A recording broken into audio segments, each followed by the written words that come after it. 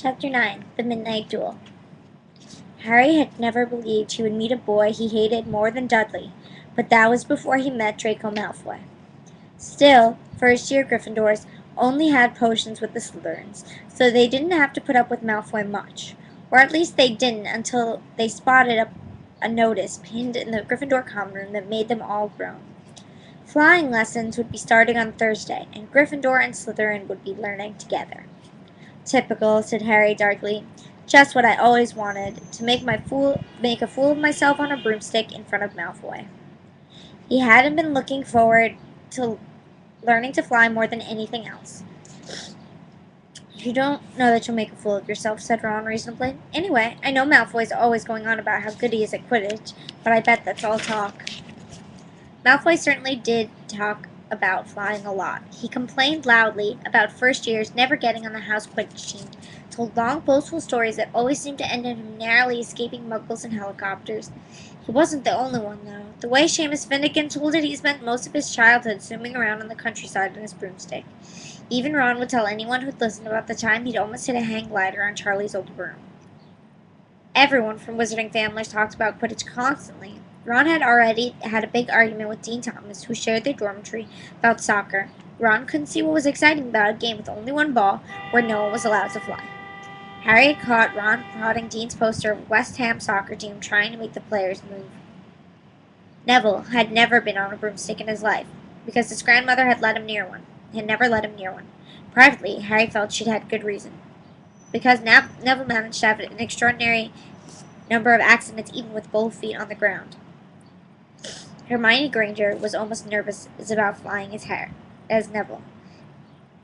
I'm so sorry. Hermione Granger was almost as nervous about flying as Neville was. This was something you couldn't learn by heart out of a book. Not that she hadn't tried. At breakfast on Thursday, she bored them all with stupid flying tips she'd gotten out of a library book called Quidditch Through the Ages. Neville was hanging on to her every word, desperate for anything that might help him hang on to his broomstick later. But everyone else was very pleased when Hermione's lecture was interrupted by the arrival of the mail. Harry had had a single letter since Hagrid's notice, something that Malfoy had been quick to notice, of course. Malfoy's eagle owl was always bringing him packages of sweets from home, which he opened gloatingly at the Slytherin table. A barn owl brought Neville a small package from his grandmother. He opened it excitedly and showed them a glass ball the size of a large marble, which seemed to be filled with white smoke. "It's a remember-all," he explained. "Gran knows I forget things. This tells you if there's something you've forgotten to do. Look, you hold it tight like this, and if it turns red—" Oh, his face fell because the remember-all had suddenly glowed scarlet. "You've forgotten something." Neville was trying to remember what he'd forgotten, and Draco Malfoy, who was passing the Gryffindor table, snatched the remember-all out of his hand. Harry and Ron jumped to their feet. They were half hoping for a reason to fight Malfoy, but Professor McGonagall, who could spot trouble quicker than any teacher in the school, was there in a flash. "What's going on?" "Malfoy's got my remember-all, Professor." Scowling, Malfoy quickly dropped the remember-all back on the table. "Just looking," he said. He slipped away with Crabbe and Goyle behind him. At 3:30 that afternoon, Harry, Ron, and the other group hurried down the front steps onto the grounds for their first flying lesson. It was a clear, breezy day, and the grass rippled under their feet as they marched down the sloping lawn toward a smooth, flat lawn on the opposite side of the grounds for the forbidden forest, whose trees were swaying darkly in the distance. The Slytherins were already there. So were 20 broomsticks, lying in neat lines on the ground. Harry had heard Fred and George Weasley complain about the school brooms, saying that some of them started to vibrate if you flew too high, or always flew slightly to the left. Their teacher, Madame Hooch, arrived. She had short gray hair and yellow eyes like a hawk. "Well, what are you all waiting for?" she barked. "Everyone stand by a broomstick. Come on, hurry up." Harry glanced down at his broom. It was old and some of the twigs stuck out at odd angles. "Stick up your right hand over your broom," called Madame Hooch up at the front, "and say, 'Up.'" "Up!" everyone shouted. Harry's broom jumped into his hand at once, but it was one of the few that did. Hermione Granger's had simply rolled over on the ground, and Neville's hadn't moved at all. Perhaps brooms, like horses, could tell when you were afraid, thought Harry. There was quaver in Neville's voice that said only too clearly he wanted to keep his feet on the ground. Madame Hooch then showed them how to mount their brooms without sliding off the end, and walked up and down the rows, correcting their grips. Harry and Ron were delighted when she told Malfoy he'd been doing it wrong for years. Now, when I blow my whistle, you kick off from the ground, hard, said Madam Hooch. Keep your broom steady. Rise a few feet, then come straight back down by leaning forward slightly, on my whistle. 3, 2, but Neville, nervous and jumpy and frightened by being left on the ground, pushed off hard before the whistle had touched Madam Hooch's lips. Come back, boys, she shouted, but Neville was rising straight up like a cork shot out of a bottle. 12 feet, 20 feet.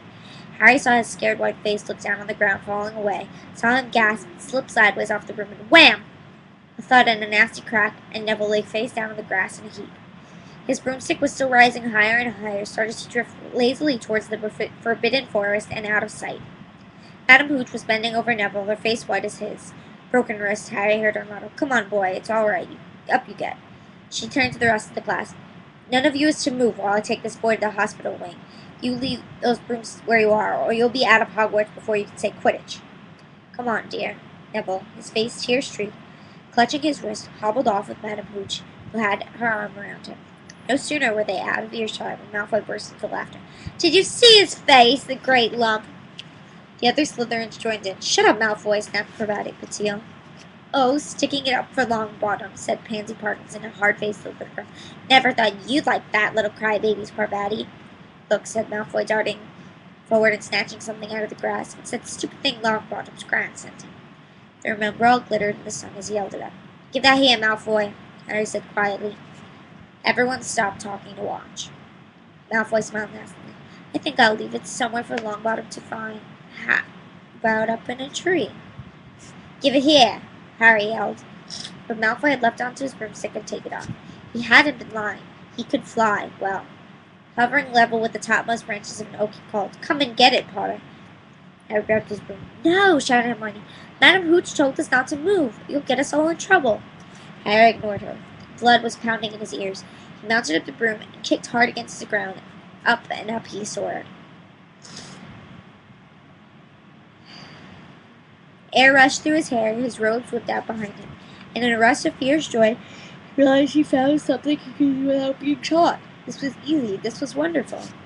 He pulled his broomstick up a little to take even higher, and heard screams and gasps of girls back on the ground, and admiring whoop from Ron. He turned his broomstick sharply to face Malfoy in midair. Malfoy looked stunned. Give it here, Harry called, or I'll knock you off that broom. Oh, yeah, said Malfoy, trying to steer, but looking worried. Harry knew somehow what to do. He leaned forward and grasped the broom tightly in both hands, and it shot towards Malfoy like a javelin. Malfoy only just got out of the way in time. Harry made a sharp about-face and held the broom steady. A few people were clapping. No, Crabbe and Goyle up here to save your neck, Malfoy, Harry called. The sting saw it seemed to have struck Malfoy. Catch it if you can, then, he shouted, and threw the glass ball high in the air and streaked back towards the ground. Harry saw as though in slow motion. The ball rise up in the air and then start to fall. He leaned forward and pointed his broom handle down next. Next second, he was gathering speed in a steep dive, racing ball. Wind whistled in his ears, mingled with the screams of people watching. He stretched out his hand. A foot from the ground, he caught it, just in time to pull his broom up straight, and he toppled gently onto the grass with the removal cuff safely in his fist. Harry Potter!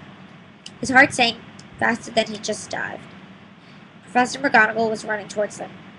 He got to his feet, trembling. Never! All my time at Hogwarts. Professor McGonagall was almost speechless with shock, and her glasses flashed fiercely. How dare you! Might have broken your neck. It wasn't his fault, Professor.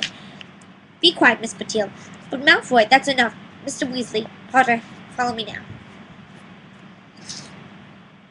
Harry caught sight of Malfoy, Crabbe, and Goyle's triumphant faces as he left, walking numbly into Professor McGonagall's wake as she strode into the castle. He was going to be expelled. He just knew it. He wanted to say something to defend himself, but there seemed to be something wrong with his voice. Professor McGonagall was sweeping along without even looking at him, and he had a job to keep up. Now he'd done it. He hadn't even lasted 2 weeks. He'd be packing his bags in 10 minutes. What would the Dursleys say when he turned up on the doorstep? Up on the front steps, up the marble staircase, and still Professor McGonagall didn't say a word to him. She wrenched open doors and marched along corridors, with Harry trotting miserably behind her. Maybe she was taking him to Dumbledore. He thought of Hagrid, expelled but allowed to stay on as gamekeeper. Perhaps he could be Hagrid's assistant. His stomach twisted as he imagined it, watching Ron and all the others become wizards while he stumped around the grounds carrying Hagrid's bag. Professor McGonagall stopped outside the classroom. She opened the door and poked her head inside. Excuse me, Professor Flitwick. Could I borrow Wood for a moment? Wood? Thought Harry, he bewildered. What was Wood a cane she was going to use on him? But Wood turned out to be a person. A burly fifth-year boy who came out of Flitwick's class, looking confused. Follow me, you two, said Professor McGonagall, and they marched up the corridor, Wood looking curiously at Harry. In here. Professor McGonagall pointed them into a classroom that was empty except for Peeves, who was busy writing rude words on the blackboard. Out, Peeves! She barked. Peeves threw the chalk into a bin, which clanked loudly, so swooped out cursing. Professor McGonagall slammed the door behind him, turned to face the two boys. Potter, this is Oliver Wood. Wood, I found you a secret. Wood's expression changed from puzzlement to delight. Are you serious, Professor? Absolutely, said Professor McGonagall crisply. The boy's a natural. I've never seen anything like it. Was that your first time in a broomstick, Potter? Harry nodded silently, but he didn't have a clue what was going on. He didn't seem to be being expelled, and some of the feelings started coming back to his legs. He thought the thing in his hand after a 50-foot dive. Professor McGonagall told Wood didn't even scratch himself. Charlie Weasley couldn't have done it. Wood was now looking through all his dreams to come true at once. Ever seen a game of Quidditch, Potter? He asked excitedly. Wood's the captain of the Gryffindor team, Professor McGonagall explained. He's built for a seeker, too, said Wood, now walking around Harry, staring at him. Light, speedy. We'll have to get him a decent broom, Professor. Nimbus 2000 or Clean Sweep 7, I'd say. I shall speak to Professor Dumbledore and see if we can't bend the first-year rule. Heaven knows we need a better team than last year. Flattened in the last month, rested there. I couldn't look at Safe in the face for 2 weeks. Professor McGonagall peered sternly over her glasses at Harry. I want to hear your training hard, Potter, or I may change my mind about punishing you. Then she suddenly smiled. Your father would have been proud. He was an excellent Quidditch player himself. You're joking. It was dinner time, and Harry had just finished telling Ron what had happened. They had left the grounds with Professor McGonagall. Ron had a piece of steak and kidney pie halfway to his mouth, but he'd forgotten all about it. Seeker, he said, the first year's never met. You must be the youngest house player in about a century, said Harry, shoving pie into his mouth. He felt particularly hungry after the excitements of the afternoon. Wood told me. Ron was so amazed, so impressed, just sat and gaped at Harry. I start training next week, said Harry. Only don't tell anyone. Wood wants to keep it a secret. Fred and George Weasley now came into the hall, spotted Harry, and hurried over.